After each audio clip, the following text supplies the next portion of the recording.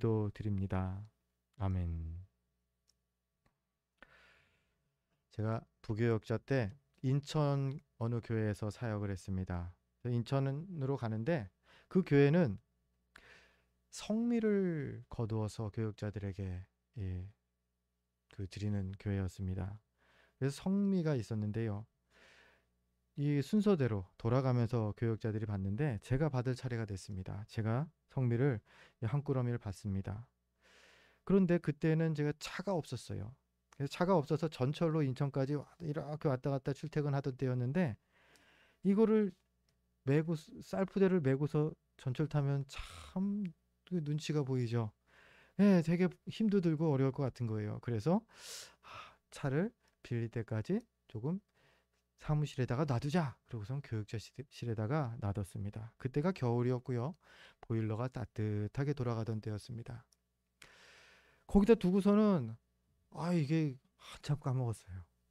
한 두어 달 지나니까 뭐가 날아다녀요. 쌀벌레가 생긴 겁니다. 그것도 심하게 생겨갖고 이게 쌀을 더 이상 어떻게 먹을 수가 없는 상태가 된 거예요. 이게 완전히 사가갖고 이게 제가 큰 잘못을 한 거죠. 이미 쌀을 못 버릴 상황이 돼갖고 버리게 되었는데 그때 절실하게 느낀 게 미루지 말자 그거였거든요. 모든 게 다 때가 있고 지금 이 때가 제일 좋은 때고 이 때를 놓치면 어떻게든지 나한테 돌아온다. 그 생각이 들더라고요. 오늘 말씀이 이 때에 관한 말씀입니다. 이스라엘 백성들이 때를 놓쳤고요. 그렇기 때문에 그들이 이제 겪게 될 비참한 모습들, 그러한 모습들이 오늘 본문에 나옵니다.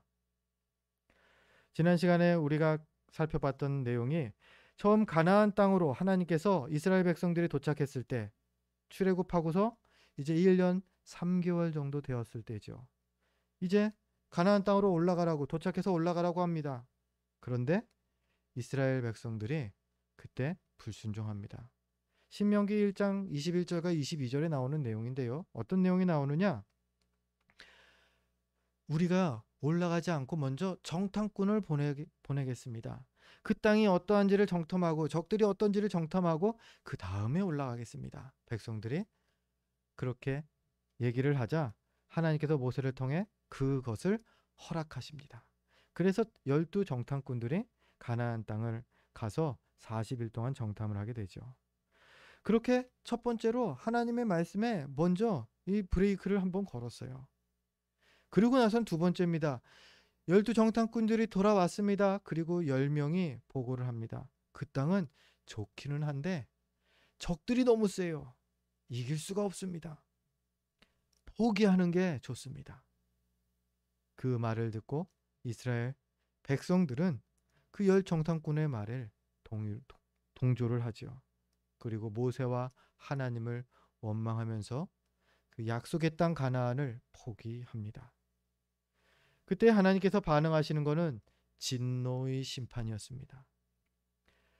그들이 약속의 땅을 밟지 못하게 될 것이라 말합니다. 20세 이상 되는 장정들은 아무도 여호수아와 갈렙 그 두 사람을 빼면은 아무도 그 땅을 밟지 못하게 될 것이다 말씀하시고 또 한 가지 그들과 또 그 자녀들이 광야에서 40년간 생활하게 될 것이다 라는 그러한 그 심판의 말씀을 하십니다. 그리고 그 다음 내용입니다. 37절에 보니까요. 어떤 일이 벌어졌느냐? 10명의 정탐꾼들, 부정적으로 보고했던 10명의 정탐꾼들이 어떤 재앙인지는 모르겠지만 재앙으로 인하여서 죽었다. 성경에 나옵니다. 37절에서 10 정탐꾼이 재앙으로 죽었다라는 사실이 기록되어 있고요. 그 소식과 하나님께서 너희들을 40년 동안 광야에 헤매게 할 것이고 20세 이상 되는 사람들은 아무도 못 들어가게 할 것이다 라는 그 말씀을 모세가 백성들에게 다 전하죠.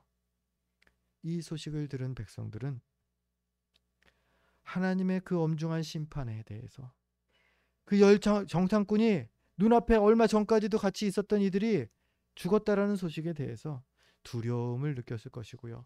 당혹감을 느꼈을 것입니다. 그리고 늦었지만 후회를 하죠. 아, 올라갈 걸. 가라고 그럴 때 갈 걸.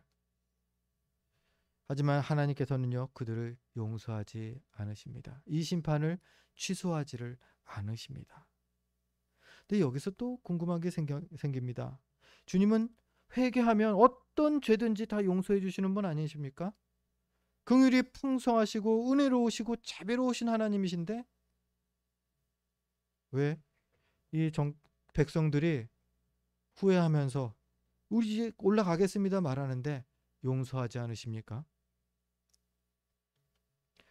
문제는요, 지금 이스라엘 사람 백성들은요, 회개를 하는 것이 아니기 때문입니다. 그들은 지금 온전한 회개를 하는 게 아니라 후회를 하고 있는 것이죠. 지금 후회하고 있는 거예요. 아, 그때 그렇게 할 걸 잘못했네. 저렇게 합시다. 여러분, 회개와 후회는 다릅니다. 후회는요, 과거의 잘못을 아쉬워하고 뉘우치기는 칠 수 있습니다.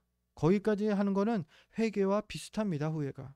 그런데 딱 거기까지죠. 후회는.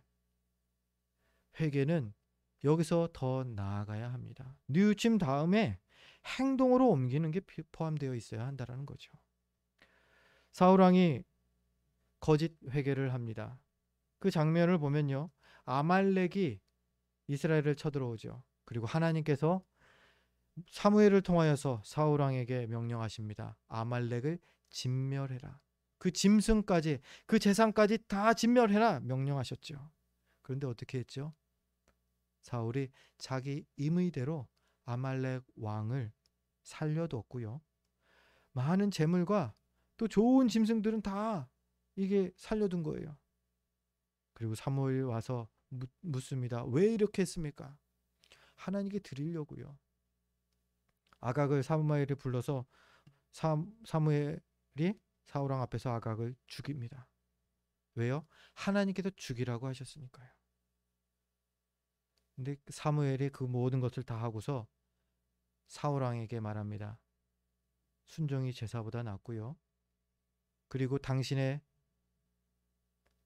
집안이 이제 하나님께서 끊으시겠다 하십니다. 더 이상 왕의 집안으로 하나님께서 안 세우시겠다 하십니다. 하고서는 떠납니다. 사울이 자기가 잘못한 거를 느꼈겠죠. 그래서 사무엘을 잡습니다. 내가 잘못했습니다. 그런데 사울왕 입에서 나온 얘기는 잘못은 했는데 사무엘이시여 이렇게 좀 해주십시오. 내가 왕이지 않습니까? 백성들 앞에서 내가 위신이 깎이면 안 됩니다. 백성들 앞에서 제사는 드려주시고 가십시오. 사무엘은 제사도 드리지 않고 그냥 떠나갑니다. 지금 사울의 그 행동이 회개하는 행동일까요? 진정한 회개라면 그렇게 하지 않죠. 백성들 앞에서 체면을 지금 차리려고 하는데 그게 진정한 회개일 리가 없습니다. 그리고 그는 이후로도 더 이상 하나님 앞에 온전한 모습으로 살지 못합니다. 오늘 성경에 나오는 이스라엘 백성들의 모습이 딱 이 사울왕과 같은 모습이라는 거예요. 회개 같이 보이지만 그냥 후회는 있는데 온전히 하나님께서 받으시는 회개는 아니라는 겁니다. 그렇다면 진정한 회개는요, 바로 다윗 왕과 같은 회개겠죠. 다윗 왕이 밧세바를 간음합니다.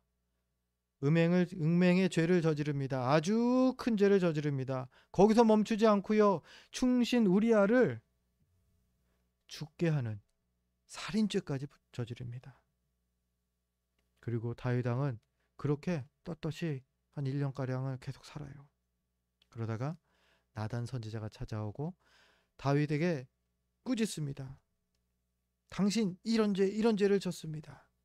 하나님께서 당신을 이렇게 혼내실 것입니다.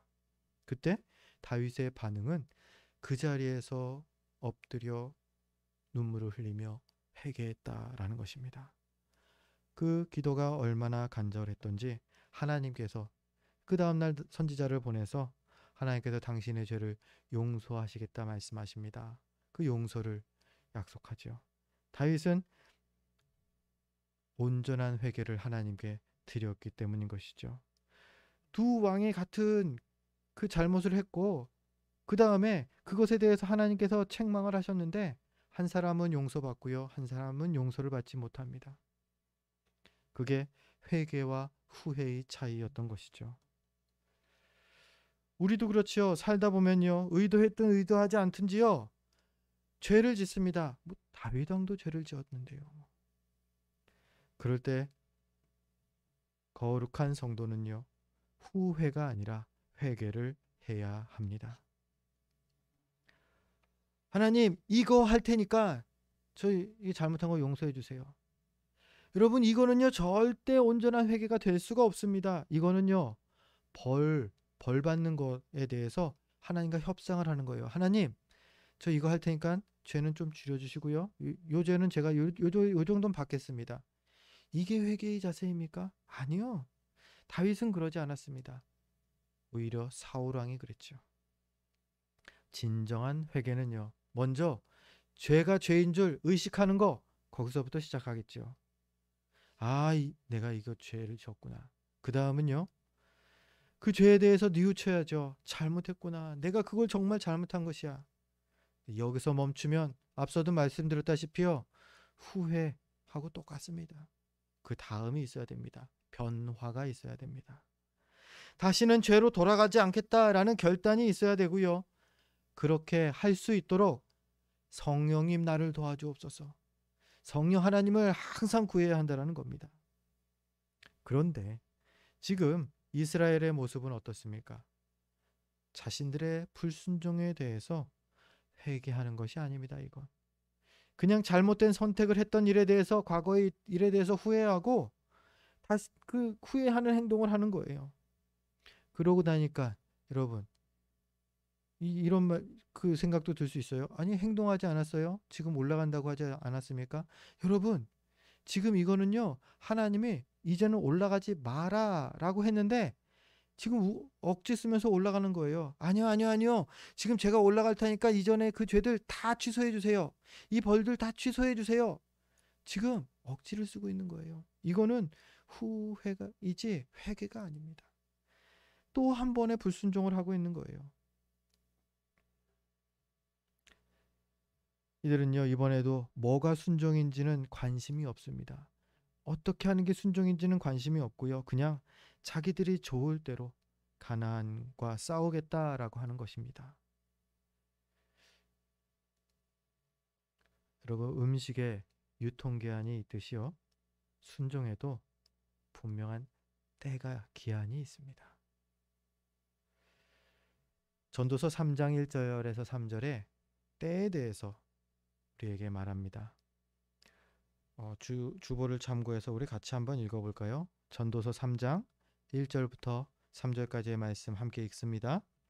범사에 기한이 있고 천하 만사가 다 때가 있나니 날 때가 있고 죽을 때가 있으며 심을 때가 있고 심은 것을 뽑을 때가 있으며 죽일 때가 있고 치료할 때가 있으며 헐 때가 있고 세울 때가 있으며. 아멘. 모든 것에 때가 있다라는 겁니다. 그리고 이러한 때를 아는 것이 전도서가 말하는 것은 지혜다라는 거죠. 특별히 하나님의 명령에 순종할 때가 있다라는 겁니다. 오랜 시간이 지난 다음에 옛날에 하나님이 그런 명령을 하셨지 기억하면서 순종한다. 멋져 보이죠. 그런데 그 순간에 하나님의 음성을 듣고 그 순간에 하나님의 말씀에 반응하는 게 제일 훌륭한 거라는 거죠. 지금 때를 잃지 못한, 때가 늦어버린 순종을 하는 이스라엘 백성들이 오늘 본문에 나오지 않습니까? 하나님께서는 이미 올라가라고 하셨던 그 때가 지나고 이제는 가지 마라, 광야로 나가라 라는 또 다른 명령이 이미 주어진 상태라는 겁니다. 그런데 하나님의 이 때를, 그때는 하나님의 말씀을 불순종하다가 나중 되어서야 내가 순종합니다라고 하면서 올라가려고 한다라는 거죠. 아닙니다. 이건 또 새로운 불순종을 그들이 행한 것입니다. 하나님의 때를 알고 그 뜻대로 순종하는 지혜가 있기를 우리는 항상 사모해야 하겠습니다. 감사하게도요, 성경이 여러 가지 하나님의 때, 하나님이 원하시는 때가 무엇인지, 무엇을 순종해야 하는지 그 때에 대해서 우리에게 잘 설명해 주고 있습니다. 그리고 특별히 우리가 살아있는 지금, 이 지금이 순종할 하나님의 때다. 성경은 우리에게 증언하죠. 살아있을 때만 주어진 기회가 있다라는 겁니다. 순종할 수 있는 기회가 있다라는 거예요. 어떤 사람이 그 집사님이에요. 집사님이신데 그 요즘은 인터넷으로 그 장례에 대해서 이렇게 장례 무슨 부유도 하고 그러죠. 인터넷에 그런 걸 올렸어요. 교회 교인이 돌아가셨는데 삼가 고인의 명복을 빕니다. 괜찮았나 보이시죠? 자연스럽게 항상 쓰는 거잖아요. 장례식장 가면은. 그런데 이거는 지극히 비기독교적인 그 조문이라는 겁니다. 어떻게 해요? 명복이라는 것은 죽은 이후에 복을 구하는 거죠.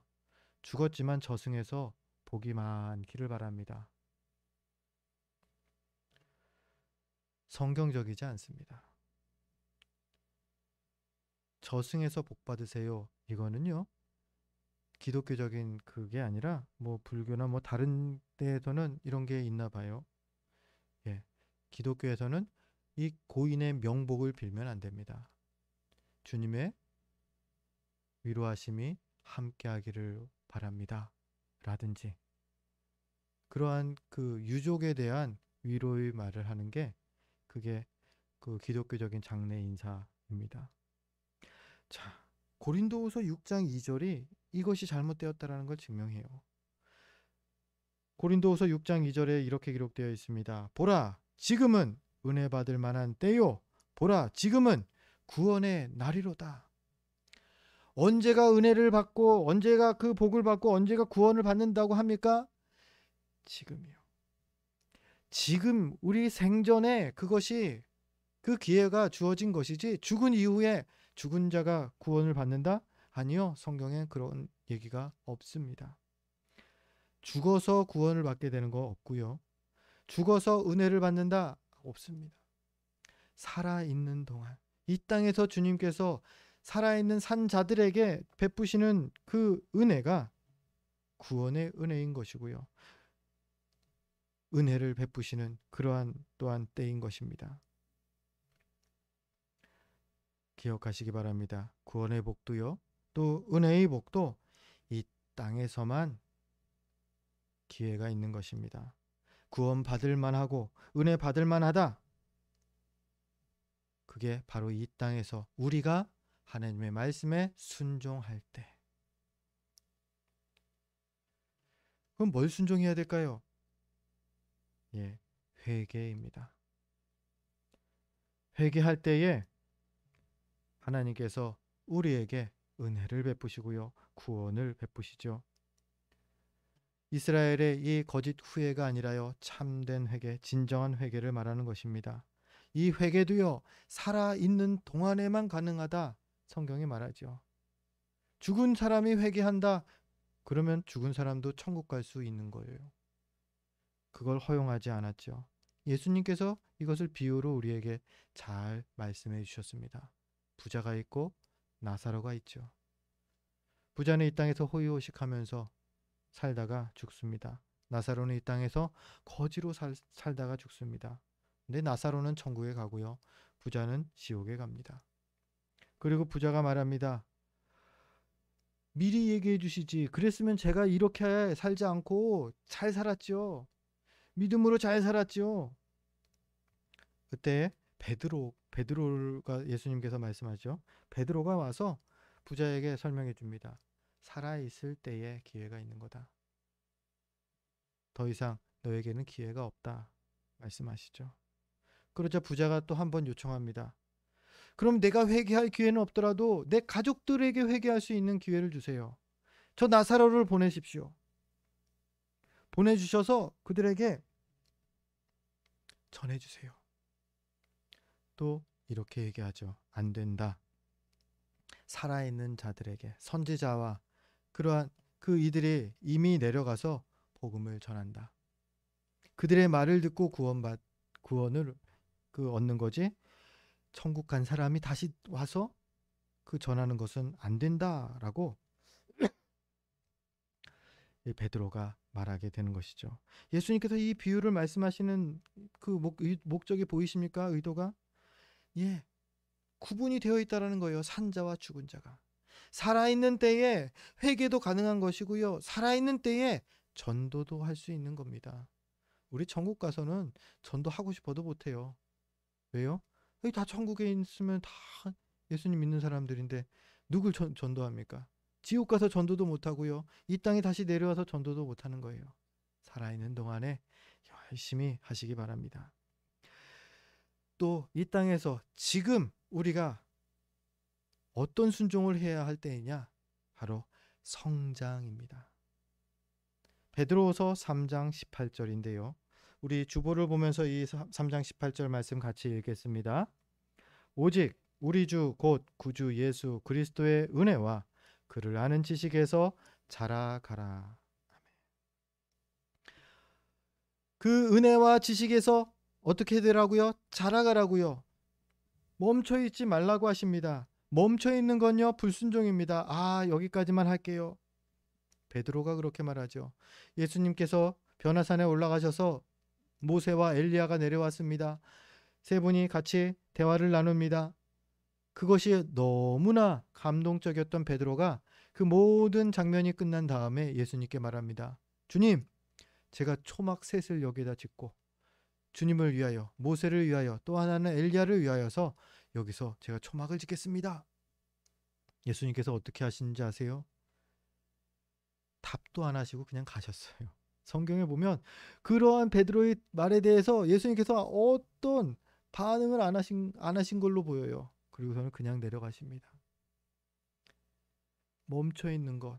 여기서 내가 초막을 짓고 주님 제가 여기가 좋사오니 여기에다가 이것 하겠습니다. 아니요. 주님이 원하시는 건요. 계속 달려가는 것입니다. 어디까지요? 표대를 향하여 주님의 나라까지요. 주시는 은혜와 그리스도를 아는 지식 안에서 우리는 그래서 계속 자라가야 합니다. 믿음이 멈춰 있으면 안 돼요. 나를 멈춰 있게 하는 그 상황이라면요. 떨쳐버리고 일어나야 합니다. 그게 언제요? 나중이 아니라요. 지금이 그렇게 자라야 할 때라는 겁니다.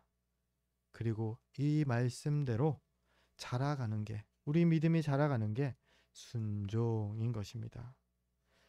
이 순종을 살아 숨쉬는 지금 해야 한다라는 게 오늘 말씀인 겁니다. 조금 있다가요, 나중에요, 이거만큼 우리를 미혹하는 엄청난 유혹도 없죠. 여러분, 이 유혹에 넘어가지 마시기 바랍니다. 조금 있다가 나중에, 그때는요 하나님의 명령이 어떻게 바뀌어 있을지 몰라요.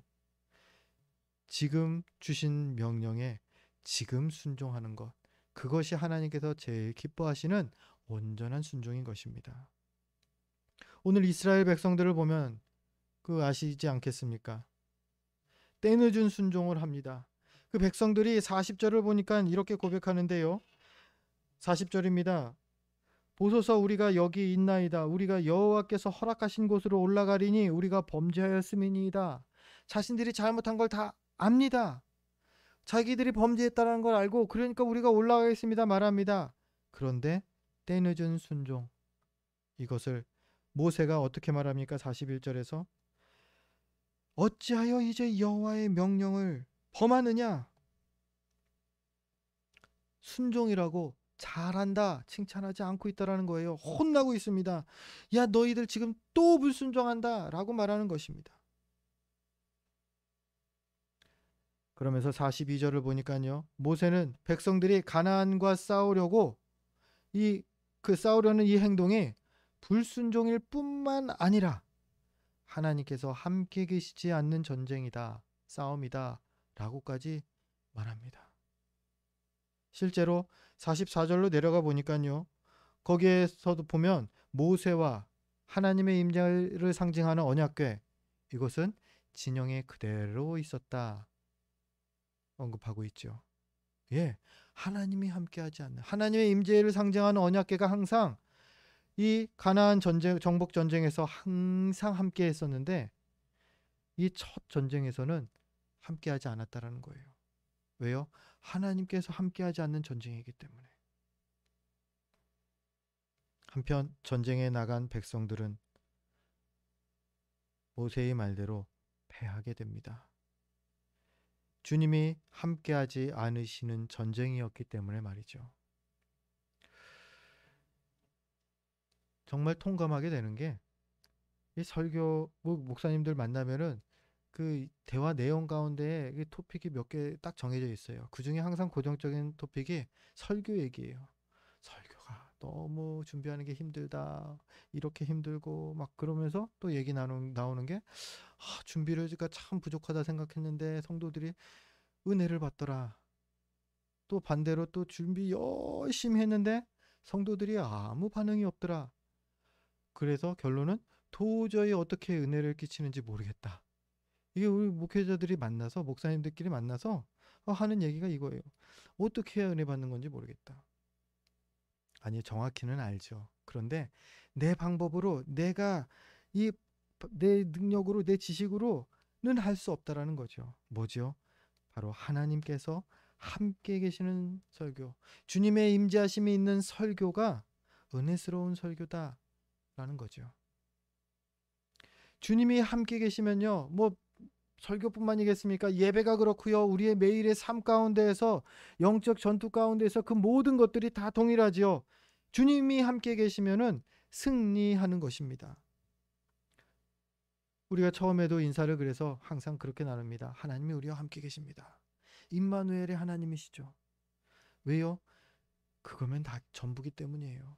아무리 뭐 아름다운 목소리로 찬양을 드리고 아무리 현란한 그 설교자가 설교를 한다고 해도 주님이 함께 계시지 않는 예배는요, 빛 좋은 개설구고요, 소리만 요란한 빈수레일 뿐이라는 겁니다. 고린도전서 1장 18절이 이러한 사실을 잘 설명하고 있습니다. 우리 유인물을 주보를 보면서 함께 읽겠습니다. 함께 읽습니다. 십자가의 도가 멸망하는 자들에게는 미련한 것이요 구원을 받는 우리에게는 하나님의 능력이라. 아멘. 성도의 능력이 무엇이라고요? 이 땅 가운데서 우리가 감히 담대할 수 있는 이유가 무엇이라고요? 내 지식이요? 아니요. 내 재물이요? 아니요. 내가 뭐 어떤 아파트를 미리 사놓은 거 분양받은 거요? 아닙니다. 십자가가, 주님의 십자가가 내 능력이라는 겁니다. 그 십자가가 나와 함께 할 때에, 그 십자가의 은혜가 나와 함께 한다는 그것이 나에게 큰 힘이요, 능력이요, 위로요, 소망이라는 것이죠. 말씀을 정리합니다. 아무 때나 하면 될 거다. 순종, 아무 때나 하는 게 아닙니다. 이 생각은 틀렸습니다. 지금과 나중은요, 상황이 완전히 달라집니다. 우리의 믿음이 진짜 그렇습니다. 지금 해야 할 순종을 미루면요, 나중엔 같은 일도요, 하나님 앞에 불순종이 되고요, 주님이 함께 계심을 경험하지 못하게 될 수 있다라는 겁니다. 사랑하는 성도 여러분, 순종을 미루지 마시기 바랍니다. 주님께서 지금 내게 주시는 말씀, 그 말씀에 지금 반응하는 겁니다. 각자에게 그 말씀은 다를 수 있습니다. 순종의 방식과 모양은 다를 수 있습니다. 하지만 중요한 것은 지금이 순종할 때라는 사실입니다. 주님의 뜻을 바로 알고 지금 순종하는 것입니다. 그러할 때에 주님이 우리와 함께 계십니다. 바라기는 순종의 때를 알고 행함으로 주님과 늘 함께 하시는 저와 여러분 되시기를 주의 이름으로 축원드립니다.